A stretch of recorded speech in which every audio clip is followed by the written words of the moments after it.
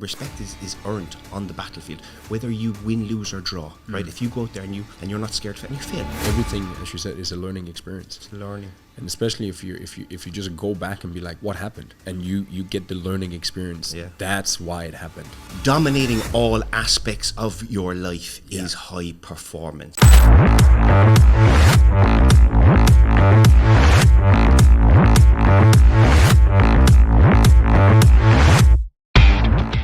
Shane, how's it going, brother? Good, Simon. My man.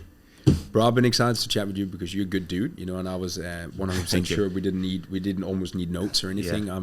I think the conversation will just flow naturally from there. But First thing first, and I always ask people around that because you're a high-performing individual. I look at you as a high-performing individual.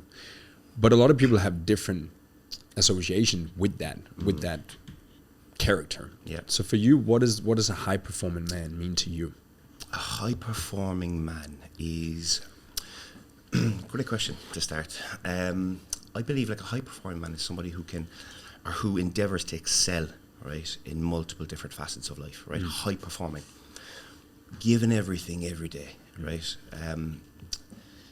You know, it is about going out and giving your 1% across all facets of life, right? High performance, to me, is high performance in the gym, high performance in the boardroom. Yeah. You know, are putting your 1% in the boardroom, putting your 1% in the gym, putting your 1% at home, like with your family. In the bedroom, In the bedroom. High bedroom, performance. BB. Yeah. But that, exactly, like this is the thing, you like dominating all aspects of your life is high performance. You know, giving everything. Do you know what?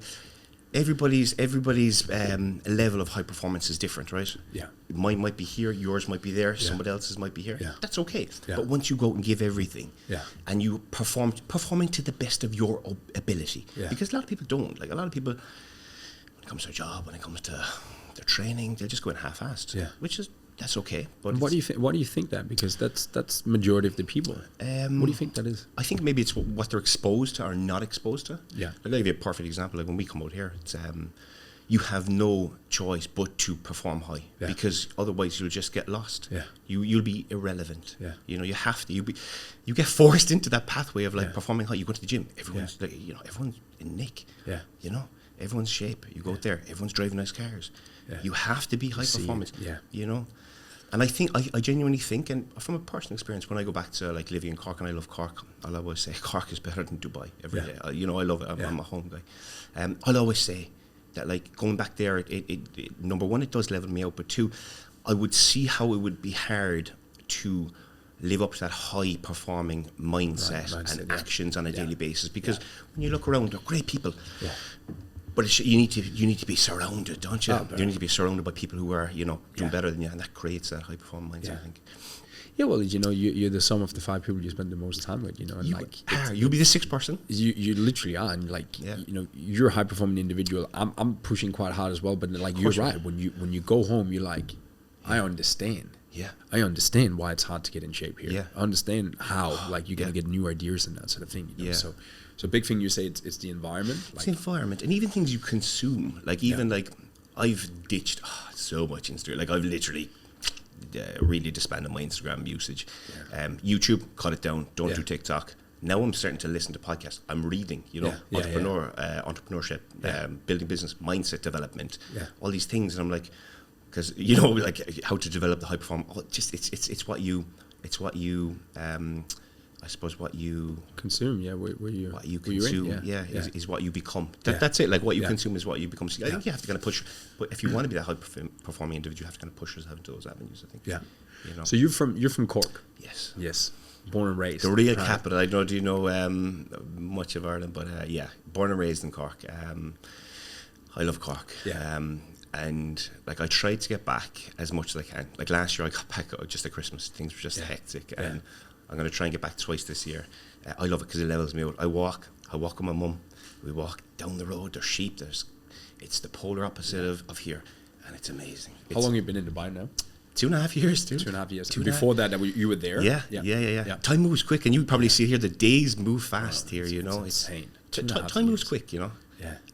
But that's a good sign, I think. It's also scary because you're like, what did I do? Yeah. What did I do? You probably did a lot, but like, when did I step up? When did I smell the roses? Like, when do I actually enjoy the thing that I'm doing? I think. And you get sidetracked here by so many shiny objects. Like, there's so many shiny objects. Yeah. Do you find that now when you come? I know you come regularly now. Do you find, like, and obviously because you're residing in Bali at the moment, it's like polar opposite. How do you find, like, when you come here for the week? Do you go back stressed? You're like high octane, because that's to be honest, not really. It's like, I think a good thing for me is because I've lived outside for 8 years now. 8 years. My mom, she just sent me a picture the other day. It was like 8 years on the 4th or something, and I left Denmark. Yeah. So I was in Melbourne for 6 years, and it's like, it's a metropolitan city as well. So for me, it's just kind of like, I've been in Bali now for 2 years, but like coming here is like, okay, that feels a little bit similar, like what it was to live in Australia. So it's nice to have the option too, because Bali is so relaxed and peaceful and fields, and I love that. Yeah. But then again, it's nice to come back here and get a shot of that high octane energy, isn't it? Yeah. I think it's super important. So, like, talking about Cork and that sort of thing, because a lot of people stay there. And it's not even about Cork. It's like everywhere. People stay there. So, what was the things you went through throughout, like, your sort of like upbringing and that sort of thing that kind of like maybe got you to think, hey, I need to get out of here. I want to change. I don't want to stay here. Like, walk me through that. Like, what are the mindset shifts you've been through there? Yeah, like, I mean, I always, like, you see, it's very different for me because I'm, like, as I said to you, I'm 40 and I'm 40 in 2 months, and I suppose my upbringing, my teen years, like, when I was going through my teens, it was like the late 90s or early 90s. There was no phones, there was no nothing. I was like 10, 13 years before Instagram, so it was very different. Yeah. Like, we were... Like, you're happy for that, yeah? Well, do you know what? Sometimes I think, did we miss out? Because some of the 22, 23, they're dominating. And I'm like... I'm old now, bro, I feel old sometimes as well. Do you know, I go to the gym, I have a diary. This young kid came up to me, she said, exactly. Why have you got a diary? Like, I mean, do you not use your phone app? And Joanna's always, she's like, you're like a Stone Age man. And I was like, and I turned around to the kid and I said, yeah, I could, but have you got, do you know what you did on the 14th of January in 2015? He was like, no. And he was like, well, I do, because I have it in the diary. It's pure old school, like, you know what I mean? Going back to these stack of old diaries. But look, it's just old school. But yeah, going back to that, it was different. There was no exposure to social media. There was no opportunities outside. Get a job. I worked in 2003 to 2005 in car sales. In car sales, I was selling cars. The big oversized suit and the pink fat tie. I thought I was the Don. I was like driving around. I'd love when someone with a nice car would say, "Come here, can you wash the car?" And I drive down to the petrol station or fill it up, and I'm like, "This feels great," you know. An M4 or something. I was working at a BMW dealership, but on that I went. That was my job. Sorry, when I was in college, and I ended up getting the qualification, and moving on. And I went into a bank job. Worked at Bank of Ireland back in 2006, 2007. My first paycheck was like €1,700. That was my monthly, 1,700. Wow. Like, what year was that? It was 2006, 2007. I was like bawling. I got an Audi TT. I always liked nice things. I got an Audi TT Quattro. The payment was like €600 every month. So it was like 30. What a business-minded guy. Pushed 33 into a depreciated ass, but look, I loved it. But so I spent 13 years in the bank because it was a pension. 13 years. And like, just to put into context, and without talking figures, I suppose, it took me 13 years to get up to like a €42,000 job. So like for someone in the UK, that's like 37, 38,000 euro. And I was happy with it, right? Because that was the norm. Going back to it, because that was the norm. That was the norm. And I eventually left the bank. That's another story. I eventually left the bank on one New Year's Eve. Packed it in, had an argument with a fella, and I said, I'm not doing this no more. Good luck to you. So I packed up and left. And from there I was like, right, what do I do? Like, fitness was always a passion. I wanted to, I always thought I was going to be a professional athlete or qualify for the Olympics. I probably still do. Joanna brings me down, I always have that dream, but so I mean, from there I kind of follow the passion a little bit, and I wouldn't always recommend following the passion. I heard a great saying. It was like the Chinese man on the building site isn't passionate about pouring concrete in the hole, but it makes some good money. So I suppose it was lucky that there was an opportunity, and that's when I was kind of coming into Instagram. I did a lot of content on like weightlifting, CrossFit, and even in lockdown, and I kind of built my following there quickly over a couple of months. So that's like what, 2020 basically, 2021. 20, late 2020, spot on. It last week actually was 3 years to the day. It was 2021 we started the business. Right. So for the year 2020 we just trained. I just trained and just took time out and said, what do I want to do? What do I want to do? What were you doing there, like leading up? So that was the bank all the way through? Bank all the way through. Wow. But I was training mad. I hate, like, they used to always mock me because I'd come in late. I'd be like running. I'd smash out 10 or 15 miles in the morning when I was training for the marathons. When I was doing 100 mile a week, I was like, I got to go early there. And they're like, why? I've got to run. They were like, crazy. Yeah. What are you doing? Bringing your own food and stuff. I didn't care, I was like, fitness, I loved it. Like, I loved training. I loved it. And I still do. Obviously priorities change, but I loved it. And so what was sort of like, because I think that's a key, like, it's an important thing for a lot of people. It's like, they're in a job that pays them well. Yeah. But then, is there more to life? What else could I do? Like, what was that shift and turning point where you're like, fuck it, I'm just gonna do this right now? The turning point was nothing about me kind of, there's two things. I'll give you two things. Number one is when I was working in the bank towards the latter stage of it, I was getting a lot of negative interactions with staff, and it really kind of got me down, to be honest. Like, everybody would always classify themselves as, I'm a strong person. You ask 99% of people and they'll all be like, I'm strong, vulnerable. Or sorry, I'm strong, I'm not vulnerable, I'm resilient. And realistically, like, I was in the bank and I got talked, like, even things like I used to come back from my lunch break and they'd be like, you're 2 minutes late. Where were you? And I'm like, seriously, 13 years in here, like, God, 2 minutes. So people are just going up in the small things there. That's the thing. So that was one. It was just wearing on me. But the second thing was that the fitness line was the fitness side of things was really starting to come to life. So people were doing online platforms, they were doing content, and I was like, this is an awful mindset, but I was like, these guys aren't even in shape. They can't be telling people, you can do this. They haven't got a patch on me. And these guys were doing well. I was like, maybe this is what I could do a job. I can do a job here. If you get me in here, I can do a job. I can make something out of this. So I was just looking at other guys in the fitness space at the time. They were getting traction. They were getting views. They were getting clients. I was like, why aren't I doing this? Because I'd always measure, and it's not really right, because I'd always measure on like my athletic performance. This guy shouldn't be charging this because he didn't achieve this, or he didn't run those times, or he didn't run, which is irrelevant, really, But they were the two things. Probably bad towards the end of my banking experience, really kind of negative experience coming towards last year. Didn't really get on with anyone. Hated the job. I remember, going into meetings, nothing's ever good enough. Pay was poor, and then obviously the rise in the online space and just triggered you. But you got to be brave too.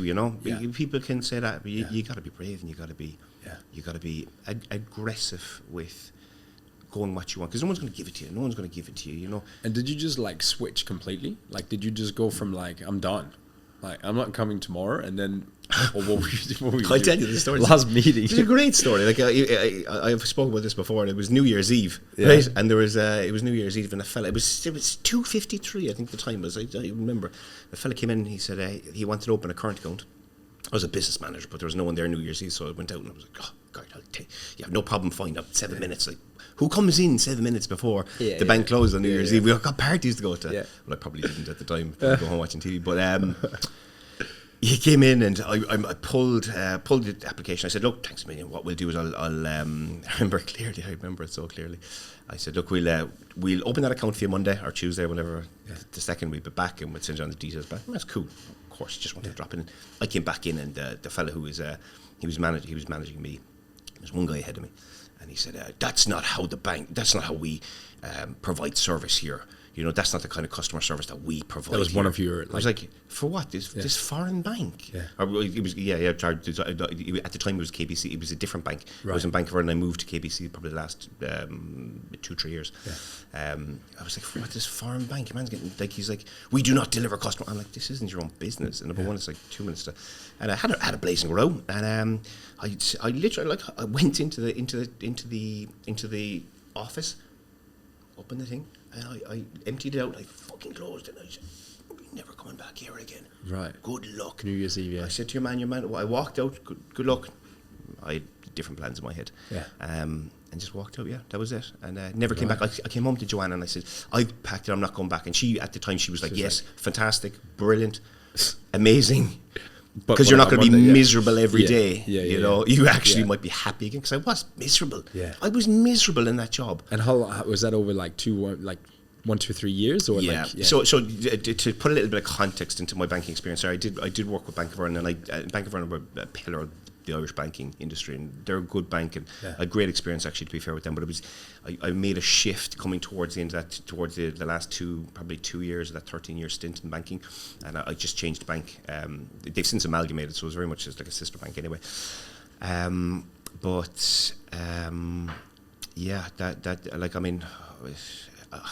remember going into work, and I'd walk across the bridge and I'd feel nothing but anxiety. I'd feel sick. I'd feel like, why am I? It's horrible, bro. Yeah, I can't, because we all go through these feelings of, like, when we're doing something that's uncomfortable. Like, it might be your first, I don't know, it might be your first competition, it might be your first podcast, it might be whatever. Yeah. It's a feeling of nervousness. That's what I was feeling every day, but I was miserable. I hated it. And it's sad to see people, and going back to what you said, there are people that are in those jobs. Yeah. There is more out there, my friend. There is more, but you need to be brave. Yeah. You know? Yeah. You know? And I'll always say, do you know what? The one thing I want to do, I don't want to, like, I obviously want to coach people, but what I want to be is, I want to be I want to use what I've done as an example to people. You know, that you can do it too, because I had no skill, like, I'd no... The fitness thing, I didn't, I just knew how to train well. I worked in a bank, which is irrelevant to running a business, really. You pick up things, but go do it. Do not stay there. Do not stay there. You know? As my mum used to say, like, she was like, the worst is going to happen, you can come home, and I'll feed you. And I'm like, do you know what? Dead right. Worst case scenario, mum's always there, you know, so... Exactly. And dad, obviously, like, I can't remember the podcast I heard that in, but it was basically talking about failure in terms of, like, what are we really afraid of? Like, a situation like that, like, what is it that we're really afraid of? And at the end of the day, it's like other people's perception of us failing, because you don't care if you had to go back home to your mom for a little bit. Like, it's more like the image, almost like, what would everything else around me think about me? Oh, it's that's it's a scary one when you think about it. Like, an amazing thing you said there. What holds people back is that, like, and I guarantee, if I said to you, was there one period in time when you were like, I'm scared in case people fail. I'm not, I don't want to do this in case even posting stuff on Instagram for this at the start of it, you become very much led and kind of controlled by other people's opinions. You know, and I'm like, no, I can't do it anymore. Yeah, and the thing is, and do you know what I'll always say? I said this to a guy recently. Fantastic. Like, and even if you listen to any kind of podcast on entrepreneurs and really successful people, you'll hear that they all fail multiple times. Of course, we all know that. But, like, respect is earned on the battlefield, whether you win, lose, or draw. Right? If you go out there and you're not scared to fail, and you fail, do you know what? You'll get more kudos than sitting on the sideline.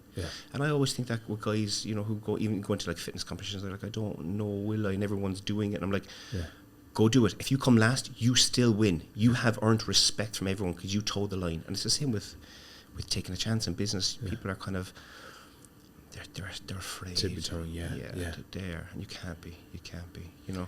What do you think? Because, obviously knowing you, like, I can see your aggression, in it, which is good. Like, I have that same, like, fire, and I think that helps us a lot in terms of, like, just, like, fucking, like, get it done. Yes. You know what I mean? Yes.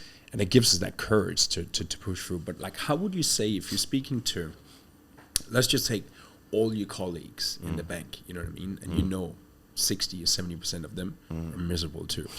They're out of shape, 100%. They may be in a relationship they don't want to be in, whatever, mid-20s, 30s. Yeah. How would you coach them now, saying, fucking, like, don't worry about this, don't think about that, get your ass in gear, get in shape, like, whatever. Like, how would you get these people to, like, wake up? What would be your thing there? Yeah, it's a good question. I used to look at the guy across from me. This guy was talking about, he used to be eating his croissants in the morning. He used to have 2 croissants, and he'd be just overweight, and I'd be looking at him going, what are you doing, man? And you're telling me what to do. You're telling me what to do. You sort your own life out, but obviously I can't say that. I was thinking.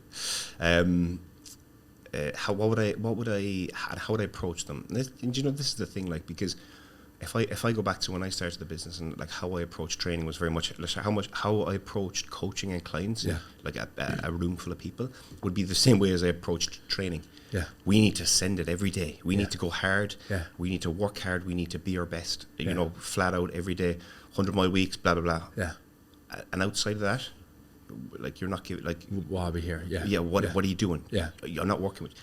And as time progressed, that really softened when I actually understood the challenge. Do you know? It comes from, like, I think it comes from obviously experiencing it yourself. What I needed, like, the last year, with business, managing the team. It's been busy. It's been hectic, and training isn't always the number one priority. No, and I don't have kids. Like, these guys do have kids, and they have other priorities. And it's only probably the last, like, 6-12 months that I've really got an understanding of what people like, people in the bank. And, like, the main thing for people like that who are in the 9-to-5 jobs and they're trying to get fit and life is kind of getting down, is like, just take, like, a microdose whatever you're doing. Just take it slow. Take it slow, because people automatically think that you need to do everything at once, and you probably find it yourself. The same with your own clients that you bring in, and you just microdose, like, small things. Like your man there, he just eat a croissant less every morning, and you'd be okay. If you can run 3 times a week, just do what's manageable and sustainable. And what I found is, like, it's just the consistency over time. If somebody starts, you could probably get there, like, 3 times as fast if you're, like, if you're going hard. If you up your volume, your life volume, but, like, but really just microdosing things. Take it easy. Do what you can do. And stop looking at what other people are doing too. But a lot of people, like, in those jobs need help. They need support. Speaking from my own experience, like, I won't say I was mentally challenged by any, but it was tough. It was draining. It was at times a little bit degrading. Being told you can't, you're 2 minutes late. It's tough, and there's people in there and they go into jobs they do not like. But it's a hard one, because it's like that it's like for all of us, we need to change. And it's so hard to, like, not do the same thing we did yesterday, the next day, in anything we do. Anything we knew in, it's like, what the fuck am I doing? So how do people get to that point of change? Because they need, of needing to change. Well, what did they say? Like, we're either moving away from pain or towards pleasure. Like, how do this, like, 60-70% of people get to a point of, like, I'm okay, but I'm not. Fuck this. Like, I need to do something. Yeah, it's a realization that the individual, that they need an awakening. They need an awakening, because what I find is, like, you can motivate people and you can gee them up and you can get them ready. Let's go. Come on. You got this. This and do it. And that will work for a period of time. And then after a day or 2 or 3 days, they're back down to, like, the people need to really want it. Like, something, I often think that, like, people who are in those situations need, like, a health scare. They need a bad breakup. They need some drastic life change. Or not tragedy, but some life, something that's painful enough that they'll look at it. That's painful, that they need to assess who I am, where I'm going. And you know what? The thing in life is that you have 2 options. You can suffer now and you can suffer later, right? And you can suffer now, you can get out of your comfort zone, you can get fit, you can get strong, you can build yourself up and you can become the person you want, or you can suffer later. And later is sooner than people rather think. You could be 55, you could have, you could be riddled with, heart attacks and diabetes, and this is this is the thing. So you will suffer, and I choose to suffer now and live a life of, fingers crossed, longevity. What I put in now, and what you put in now, and what your clients are putting in now, they will reap the rewards when they're 55, 60, 65, 70. It's never too late, but certain people do leave it to the last minute, and you can't do that, and that's real suffering. Because if you're like that at 62, do you want to go 15 more years like that? Overweight, heart problems, diabetes, that's a hard life, and it's not good for people. People need to help them, they need to help themselves, they need help, and it's sad. In a lot of cases it's sad, no, I totally agree. Like, I have my old man at home, he's like, what is he, 60, 64, 65? 10-15 kilo too much, slip disc, bad knee, and type 1 diabetes. And I'm like, he's never going to listen to me, you know, but I'm like, I try to bang him like every single time I'm home, you know. But funny enough, right now, it's like, it actually goes back to that environment thing you were talking about. So a quick story around that. I had my sister come to Australia 3 or 4 years ago, and she always used to smoke cigarettes and stuff. And she went down to Australia by herself to visit us. And of course, none of us are smoking and that sort of thing. She stayed with us, and when she went back home to Denmark, she quit smoking. When my mom and dad, 3 months later, they came back to me as well. They came down to Australia. They saw us, you know, how we were living, healthy lifestyle and that sort of thing. And my dad went on a trim, whatever. He tried to lose weight. He tried to like change up in things. That was the trigger for both of them to like actually make a change. I need to fit into the narrative here. Yeah. These guys getting fit and exactly left behind. But you see that too, Simon. You see like with, you know, you've probably brought clients on board like a husband 6 weeks down the line, like, oh, my wife was looking to, you know, she was wondering, you know, could she? Yeah, because she's looking at him, he's getting fit. You know, he's getting, you know, she's getting worried now. She's getting worried. Yeah, she's getting worried. Or vice versa. Yeah, just so sometimes it's people close to you. Yeah, and they're doing stuff, and you're like, right, I need to get my act together. So that's a very good point. Yeah. So let's say you take that guy right now, there's actually made a decision about changing. He comes to you, and whatever, he needs to lose 10 to 15 kgs, you know, get a bit of confidence and some habits and some good routines into his life. How would you go about fast tracking his results as a professional? What would you do to just get him freaking shredded, firing and shredded in the next 3 to 6 months? Like, what would be your method? Be like step 1, step 2, step 3, let's go. Yeah. Like, so we look at 3 phases, I suppose, really is the priming phase. Like there's more than one way to skin a cat, isn't there? Yeah. Like I'll be very slow to like get someone on a real aggressive calorie deficit. Yeah. Before we used to go I suppose hard straight away. We used to go hard straight away. Yeah. And it's hard to adapt to that. You know, people can hang on, and that's exactly what is hanging on for so long. If you want to get photo shoot shredded, you need to be aggressive. You got 12 weeks. You go in straight in the deep end, you're talking 70%, 80 or 70, 60, 50% calorie deficit. Yeah. Count down the days, my friend. Yeah. And hang on. For death. Hang on, you know. And that's how I would approach it. Yeah. Does it bring results? Yes. Is it the right thing to do for a lot of people? No. Because, you know, they'll come back in a far worse position. Yeah. Like how we look after our clients now is very much, you know, again, it's going back to, you know, the priming phases. We're getting them used to this, getting them used to eating a higher protein diet, getting them more active, you know, because a lot of people with us, they want to excel, they want to be the best they can. They want to, like, you know, one of our clients at the moment, he's like he's got a girlfriend, and he was like, whatever happens, because he got the confidence to, like, he got in shape, he lost, like, this man isn't going to turn up on stage, but like he's a very successful businessman, and he got a girlfriend. He always struggled because he lacked confidence. He looked himself in the mirror, and he just wasn't where he needed to be. He lost, you know, it wasn't a massive amount, but it was enough to make him feel super confident. He's able to go out in a suit. He's able to, and he got a girlfriend. He turned around to Joe and he said, "This has been the most successful period of coaching I've ever gotten." I'm like, for like. Success for different people is measured in different ways. But going back to your original thing, you'd go hard with the calories, get them to buy a pair of runners, get some intervals going. You like your running? I love my running. So what were you doing before? You were doing marathons and stuff, Yeah, man, I do. I love it. I love it. My knees a little bit banjaxed, which is grand. I'm not going to complain. Yeah. I often say when I'm finishing a run, I'm like, knees thing. If I have to take it off and carry it, I will. But do you know what I mean? Continue. Yeah. I love running. Do you know what this is? And this is. I'll give you a perfect example, right? I had, and this is a great story, and I tell it well in fairness.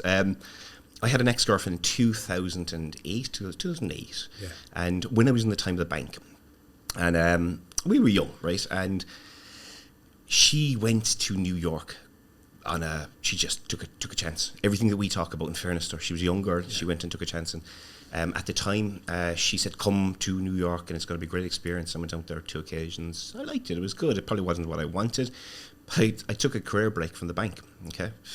9 months to go out there, live the New York life, I'll find something.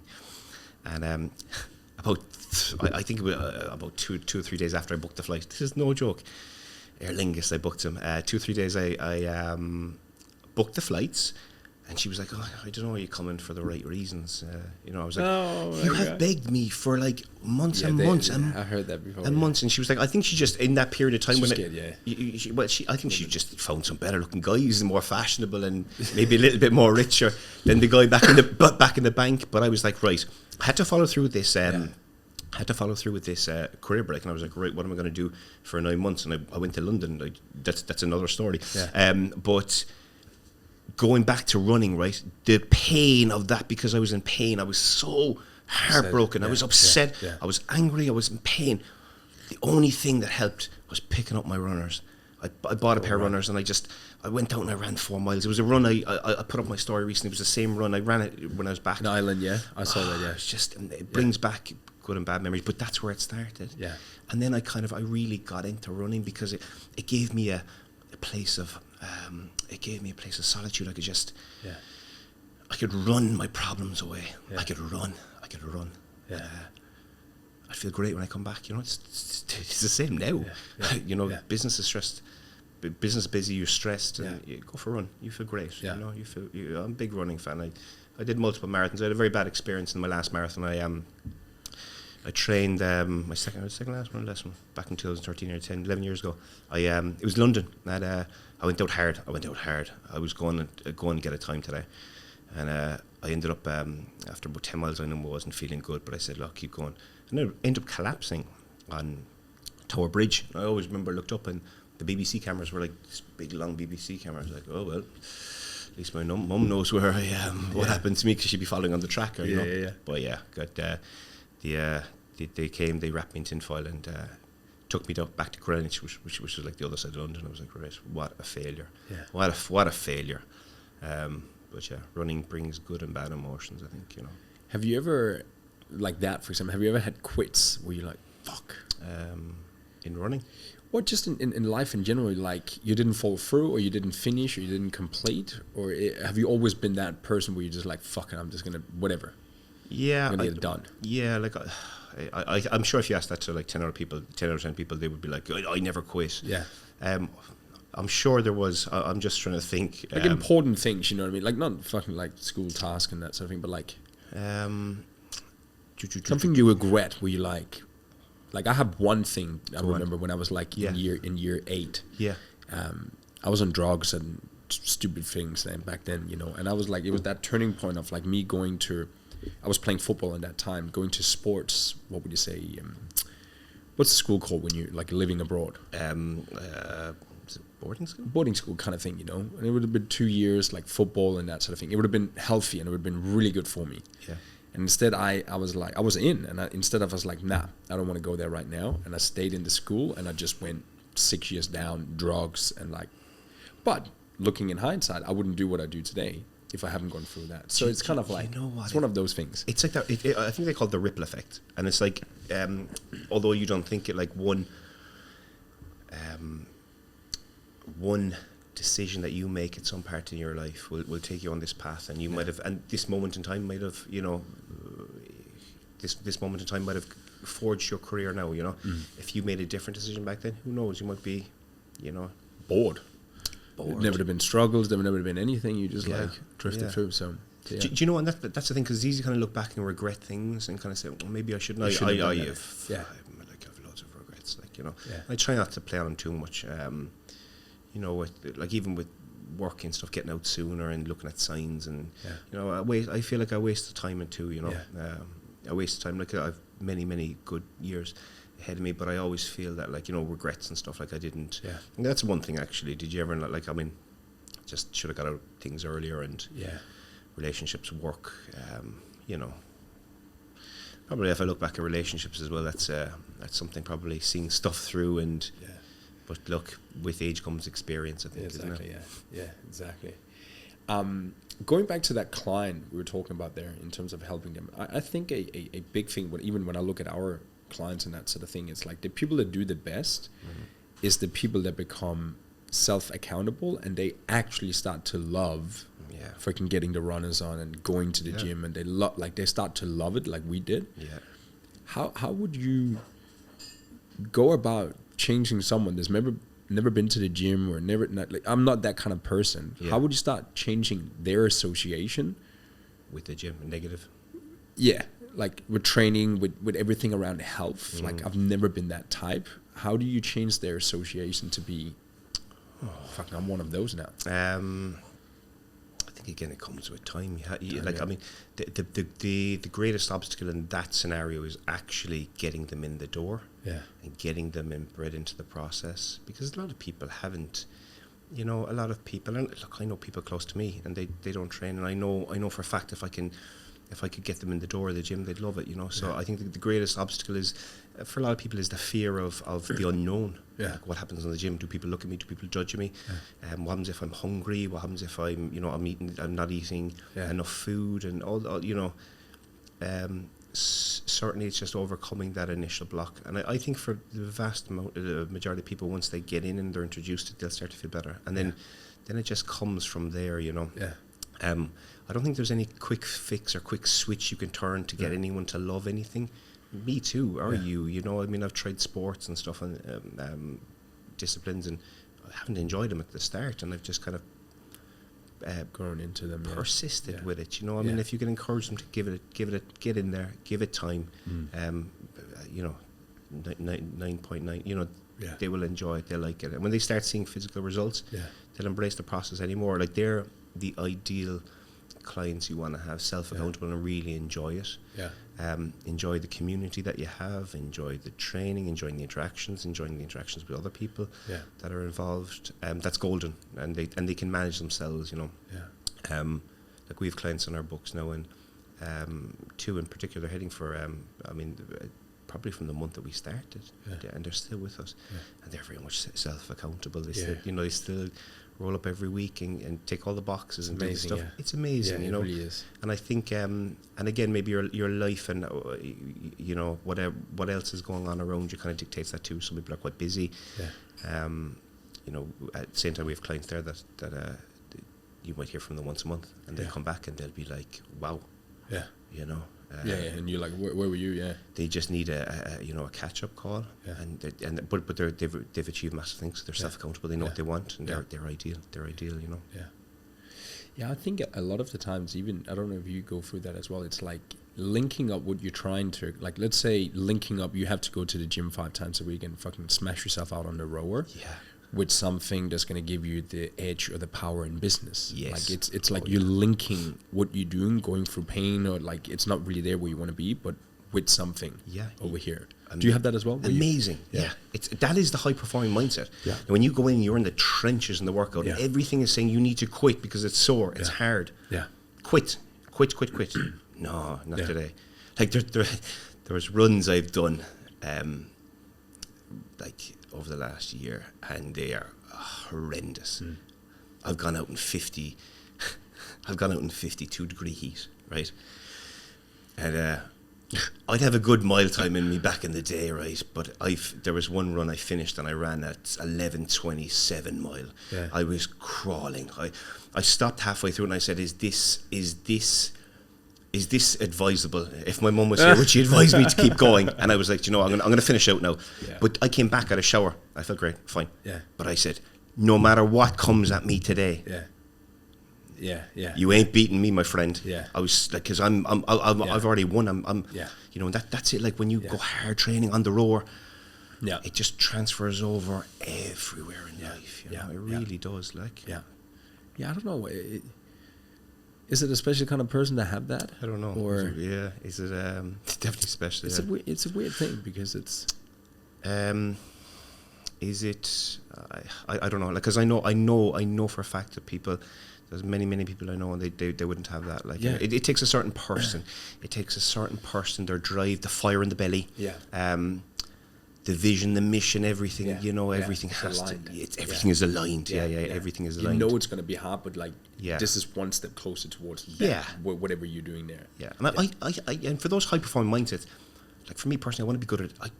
I'm rubbish at a lot of things. I am so bad, but I want to be as good as I can. I want to go out on the run and be the best I can, and then I want to transfer that over and be the best I can in business, or be the nicest I can to Joe, the most considerate and caring. And again, that's we all try to do that. It's not always the way it works out. Don't be fooled into thinking that. But I think it's if you can try and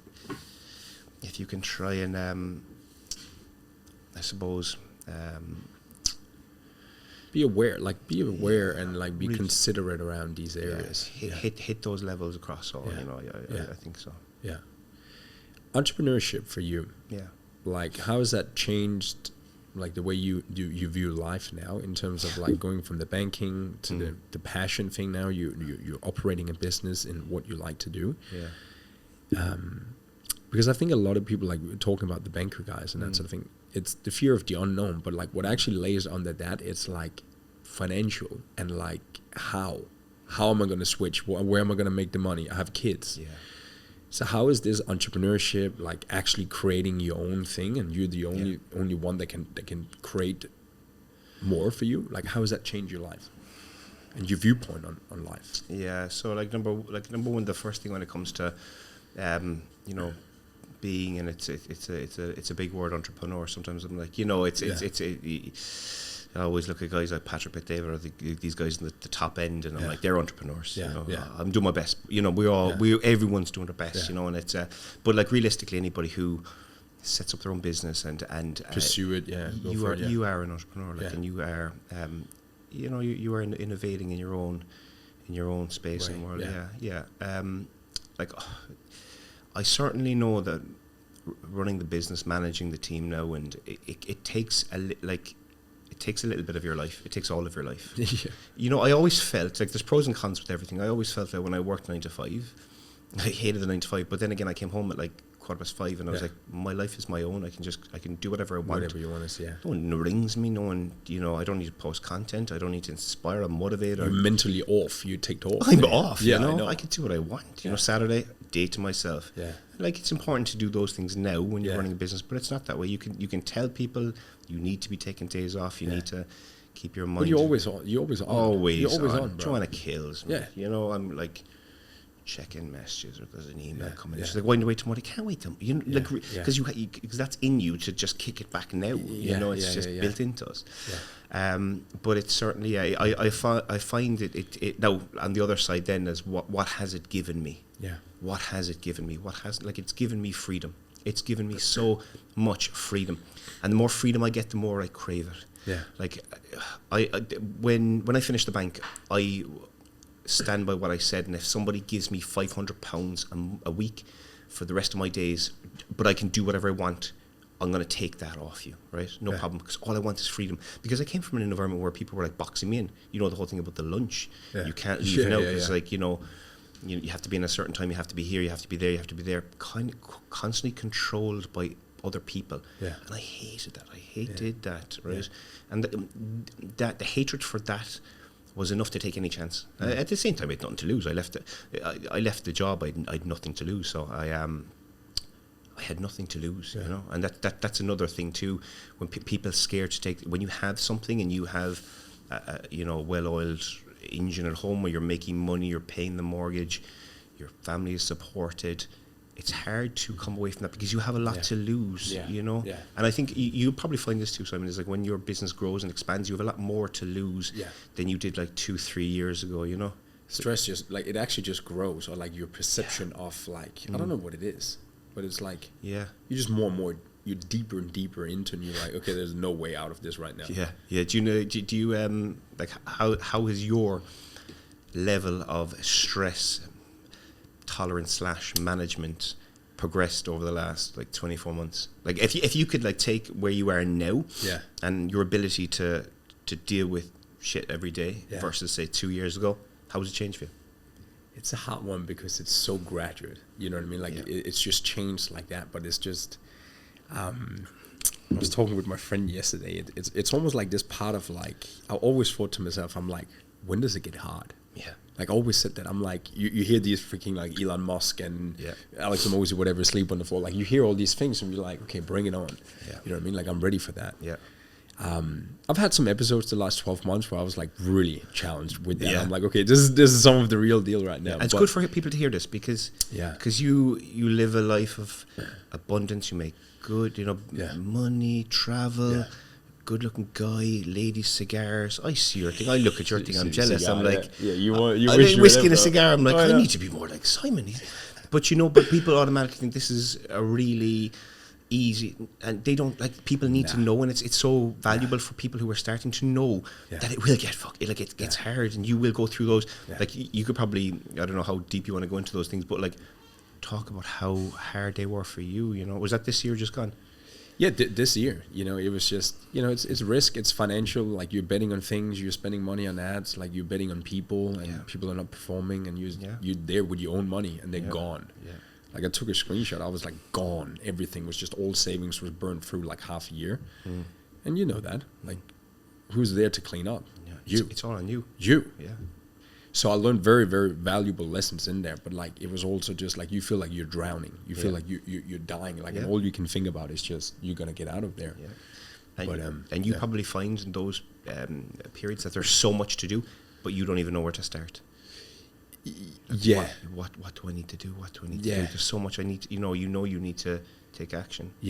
But what character building, Bro, it's character building, it's everything. You need to be in the trenches. You need to be at the bottom. And build yourself back up. That's and I think a huge one is like you think like age, you're always getting older and you're supposed to always go up. But you got to be able to swallow that pill of like being kicked in the face and be like, fuck, I just felt like I went 5 steps backwards. Why is all this taken from me now? Amazing. And I think that's a good humiliation. You need to be able to take that. You need to, and you come back stronger. But I love the way you say it, because people just don't say it. Everything is wonderful, everything's rose in the garden. It's not, because I've gone through those things, and where you feel like you're moving forward, and then you take 2-3 steps back, and you think, wow, and then you find it, because you're going so far back, you're like, right, when does this spiral stop? Where's it going to end? But in the end of the day, everything, as you said, is a learning experience. It's learning. And especially if you just go back and be like, what happened? And you get the learning experience. That's why it happened. Okay, how do you avoid that not to happen again? And you can't turn back time. And I look at like the last 3 years, and you're probably the same, and I think I made so many mistakes. I was concentrating on avenues that they weren't going to move the business forward. I was stupidly spending. I used to throw money at problems. I wasn't smart, And I look back and I was like, right, if I could go back 3 years, I'd be in such a better place right now. But everyone would, That's life, But that's the thing, you learn. Not just business. You learn. You learn. The most amazing thing. The only thing that's against you is time. The learning process is great, but time, time on your side. Time is so valuable. That's what I realize now. My time is so precious to me, because there's so much to do, and I want to maximize that time. Do you want kids? Are you thinking about that? Yeah, I would. Yeah. I would. And and of course Joe would too. And the thing is, right now it's just so full on business. But we took on two new hires to the team. We have a head of performance and wellness now. We also have a behavioral therapist. And they are like, now I'm starting to build the I suppose a very like team. I could go back to we started building teams like maybe 18 months ago, but they were the wrong people in the right seats, and I need the right people in the right seats, and I think we've really hit the nail in the head. And I think once it's at a level, probably hopefully this year, where it's really able to function on its own, and it doesn't need constant. I think then we can concentrate on kind of family and because right now it's. You probably could bring a child in and it just seems it seems like a lot. It would seem like a lot. There's so much going on, There's so much going on. It's just, but again, time. I'm 40. I'm not young by any means. Neither is Joe. So we have to be. We have to think of these things too. It's important, Absolutely. And I think, and I know guys in the space as well in their early 40s, and they're the same. Or not even guys in space. Guys in business. They put all their eggs into the business basket, and you need to be mindful of it. Time isn't And then what? Like they're unhealthy, unhappy, or in some cases, you know, because they just did that. Yeah, it's a scary one. In some cases, you know, they kick the can down the road. There's only so long you can do that. Like, you know, I'd love to turn back and be 30 again. I really would. You know, I do a lot of things different, but I am where I am. I'm not doing too bad. But again, you know, time for me. I wish I not copped on, but I wish I had. You know, it's so easy. You wish you were born in the 90s. But you know what? And people always go back to. They look at the you know, the early, what do you call them? What do you call the Zen? Generation Zen? Yeah, like the people who were really benefiting from social media. They're like, oh yeah, they had it easier. But if you're in that position, you can't criticize. People are only dealt the cards that are played. Yeah. You know, if we were dealt the cards of all those, you know what I mean? It's you're only making the best of what's available to you. And for these guys in the young 20s, the massive opportunity. Yeah. Massive opportunity. Yeah. You know. Guys are starting so young now, 18, 20, building businesses, because the information's out there, the support is out there, the mentorship, the guidance. It's phenomenal. We just didn't have that. And again, that's not an excuse. But you got the hills. I had Bebo. Yeah, exactly. Yeah. Did you upload your Bebo photo? Yeah. That we had. I don't know what I had. Fucking PlayStation 1, GTA. That was all I played. That was it. And then played football. GTA. Yeah. GTA. Oh, that was so good. I went home recently, and my nephew got FC24, which is like FIFA. I remember my first one was like, I think 95. Yeah. I was trying to tell him, like, I was like, I started this when I was like 28 years ago, and he was like, absolutely whooped me. I was like, I need to practice. I know. Yeah. But look. That's funny though. So, yeah, man, I appreciate it. I love this chat here right now. I don't even think about cameras around, you know, it's just a very nice chat. So I want to kind of like wrap around, you know, goal setting is a big one, and a lot of people are thinking about how can I achieve more goals. But what do you want to accomplish in 2024, and what is maybe a framework that you're operating through that makes it easy for you to attack these goals?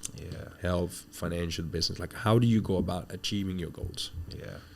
Number one is like, what do I want to achieve? So if you asked me this like last year or whatever, probably the first thing I'd say would be training orientated. I want to do this, I want to run this, I want to. Times have changed. You know, my focus is my only goals. Of course, we'll always have training goals. Of course, that's a side. It's an interest.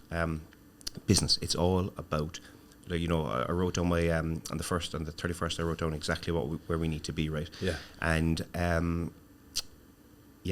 their business focus. So like for where we are right now, it's about building a very strong team. The team. What I learned over the last 2 years is I cannot do this on my own. I cannot do this on my own, and neither can Joe, because we're just flat to the mat. And I had this awful control where if I can't control it, then I don't want anyone else to do it. And we can't work like that. What was that example? Like working with clients, or like working with clients, you know, trying to look after everyone. The phones would be going, you know, even managing the guys in the accounts, coming back, auditing with the sales team last year, auditing the sales calls. It's just too much. And what I found is just the quality was just dropping. Dropping. Because you're spread thin. Spread too thin. You often hear it like, oh, you need a team. You need a team, my friend. You need the team. You know yourself. You need the team. Like, so it's about, and it's not so much like sometimes the most necessary decision bringing somebody in is the one that you need to take the slowest and longest making that decision. You know, so we've got very good people now. We got the team's up to 7, and my priority is training them up to a very high standard, you know, because you can bring someone in and they're like a level 7 and you can get them to a level 9. What is that? Is that coaches and coaches? Stuff? Coaches. Absolutely, coaches. So I want them to be able to replicate everything we do, and we obviously have the coaches from the training side, and then obviously the behavioural therapist as well, which is a coach in herself. And how do you integrate them? So you have like a client comes in, and he obviously needs nutrition, he needs training, and then he needs behavioural psychology, habits, whatever. Like, how do you integrate that? Yeah, I mean, like realistically, the behavioural therapist is a luxury to have for people, because more and more we're seeing people now with, I'm not going to say mental health disorders, because it's become common. Like, people are suffering. Like, so we have like sometimes people just need a chat from someone who's educated and can help them. You know, and that's an option there for any of the clients. But in terms of the actual process, you're saying from actually getting Just more for the client. Do they know what they need? Like how they're asking, how you're introducing them to them, and how do you sort of like? So what we'll do is we'll obviously the most important thing for us with anyone coming into the 1% Club at the moment is you need to know what you want. Like I can't give you a goal. I can't give you motivation. You know, I can't hand it down. Like I can tell you to run a marathon, but if that's not what you want to do, you're not going to do it. So the first thing is that people need to know what they want. Right. That's once you know what you want, the rest is easy. Yeah. If I come in and say I need to drop 25 pounds, easy. If I run my half marathon, easy. They're all easy, but just know, because we've got people, you've got them. You know, you turn up on discovery calls and you're like, I don't know, like I suppose, you know, maybe I will feel a bit better, or maybe eat better. You're like, you're not for me, kid. You know, you need people who are, you know, regardless what level they're at. You know, if somebody's looking to run their first mile, that's cool if you're at that level. But you know, we'll help you once you know what you want. But you know, we obviously going through the consultation phase. Post that, when people do commit to coming to us, we have like a three-way call with the coaches and Joe. So Joe will take the call with the other coaches and basically introduce them. Everyone is the most important thing in the client-coach relationships is having a relationship, right? It's like actually getting to know, physically speaking. And I won't say it on a friendly basis, but really being comfortable with each other, you know. From there, everything is very straightforward. You know, everything has to be kind of aligned with systematized. It's systematized. We do. God bless the systems, you know, because you know, and that's the thing. Like if the system goes down, the whole, you know, the house of cards, you know, will come down. So it's very much systemized. But again, it has to be very much aligned to what they want. It's very simple. You know, the cookie cutter stuff doesn't work, and if you go into AI, you can just do it yourself. And you know what we're really finding at the moment with the clients over the last 6-12 months in general, it's not training. It's not training, and that's exactly what we're encouraging with the 1% Club. Is it's not about training. It's like 10%, because we find that people come and they need guidance. They need support. They need someone to talk to. You know, it's not about the training. Training is like 3 hours of your week. It's about what happens after. You know, I had a bad night's sleep, or sleep management. You know, there were all the other things. My stress in work. They need to talk about their work.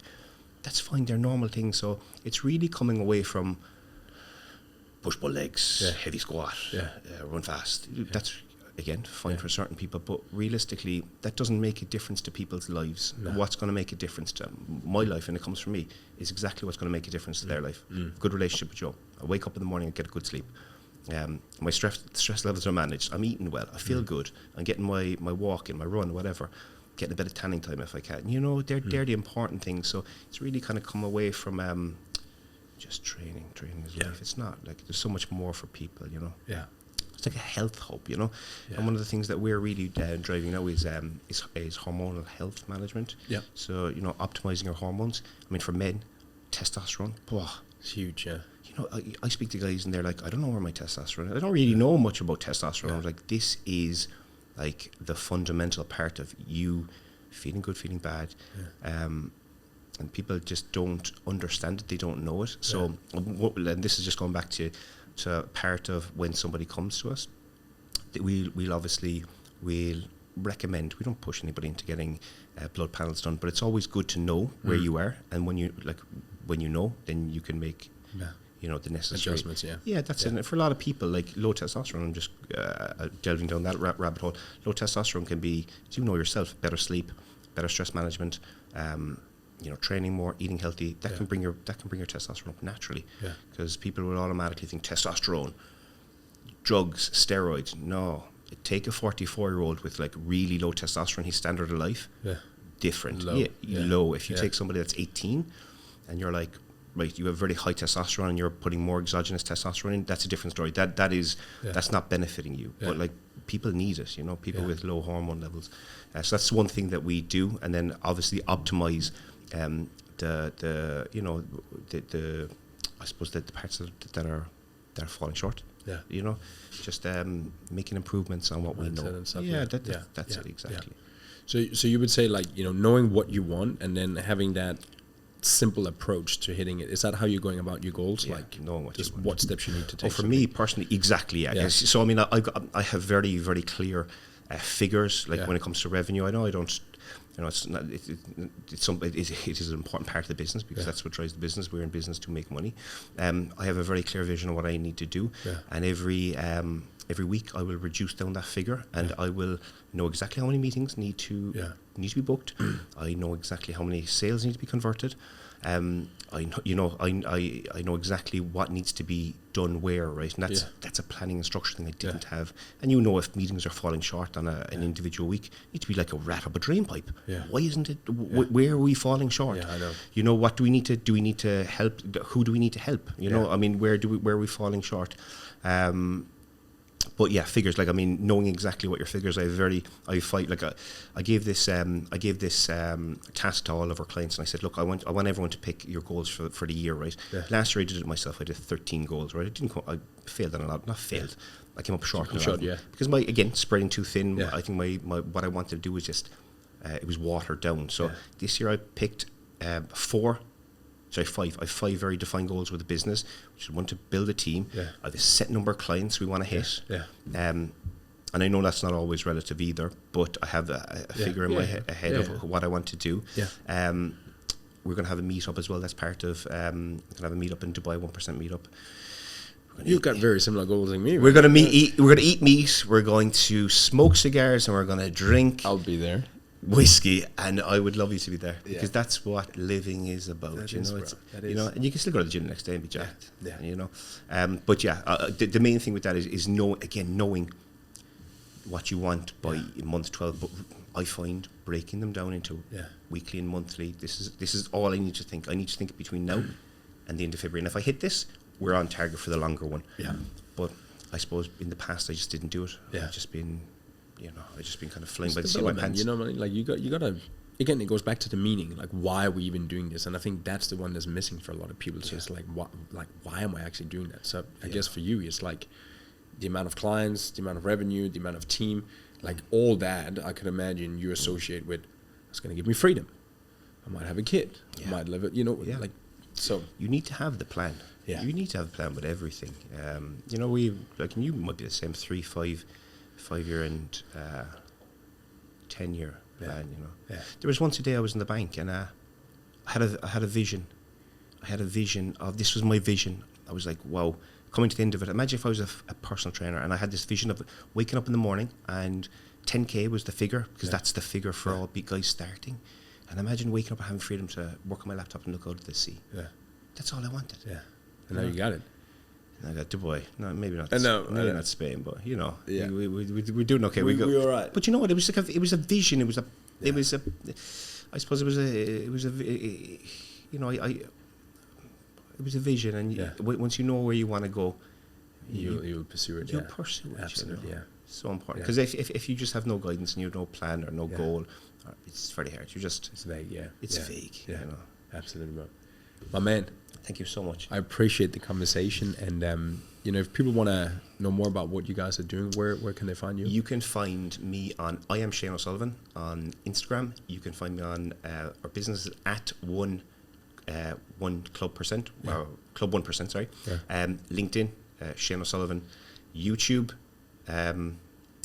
Again, Club 1%.